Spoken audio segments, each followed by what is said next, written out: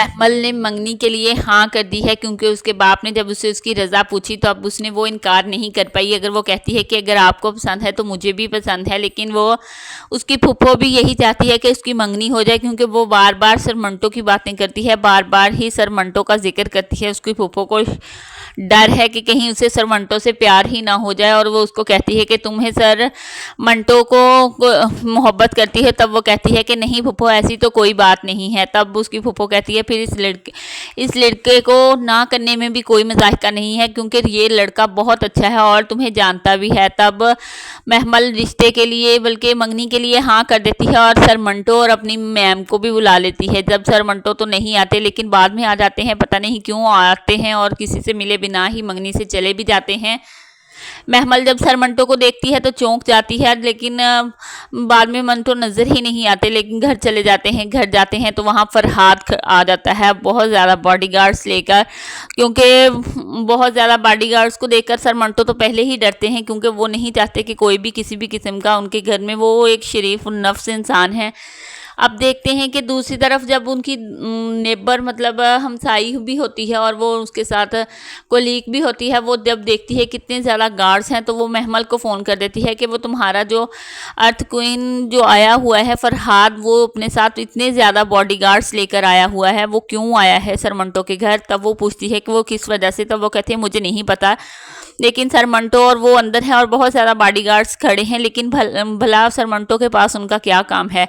ये बात तो सुनकर महमल भी चौंक जाती है कि इतने ज़्यादा बंदों का सर मंटो के घर क्या काम है।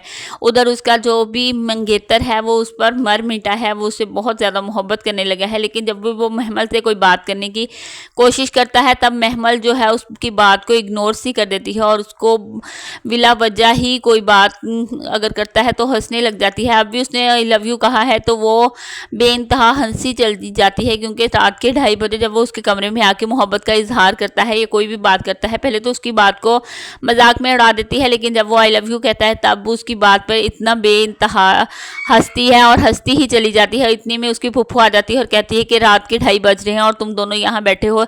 ये बात सुनकर उसका मंगेतर तो चला जाता है, लेकिन वो बेइंतहा अभी भी हंसती है और उसकी फुफ्फू उसको देखकर कुछ कहे बिना ही चली जाती है। सर मंटो बेइंतहा फिक्रमंद हैं। जब सुबह उससे महमल पूछती है कि आप मंगनी में आए थे और चले भी गए, तब वो कहता है कि बस मैं चला गया, मुझे काम था। लेकिन जब अब उसके घर में फरहाद और बहुत सारे लोग आए हैं, क्योंकि फरहाद जो है महमल से मोहब्बत करता है और महमल जो है वो फरहाद को मोहब्बत नहीं करती। महमल की मंगनी पर फरहाद बेइंतहा रोता है। उसकी माँ जब उसके बाप को कहती है तब वो उसको कहता है कि भूल जाओ उस लड़की को कि तुम्हारी उससे शादी होगी, हम पहले ही दुश्मनी में उनके 2 बंदे हमारी तरफ निकलते हैं, ये ना हो कि अगली दुश्मनी में हमारे 2 बंदे उनकी तरफ निकलने लग जाएं, क्योंकि ये लड़कों की जंग है, ये यहाँ खून खराबा ज़्यादा होता है, तो प्लीज़ तुम महमल का ख्याल अपने दिल से निकाल दो। लेकिन फरहाद भी अपनी ज़िद का एक है, वो कहता है कि वो शादी सिर्फ़ और सिर्फ महमल से करेगा, क्योंकि जब उसकी माँ कहती है कि इस तरह की मंगनियाँ तो बहुत होती हैं।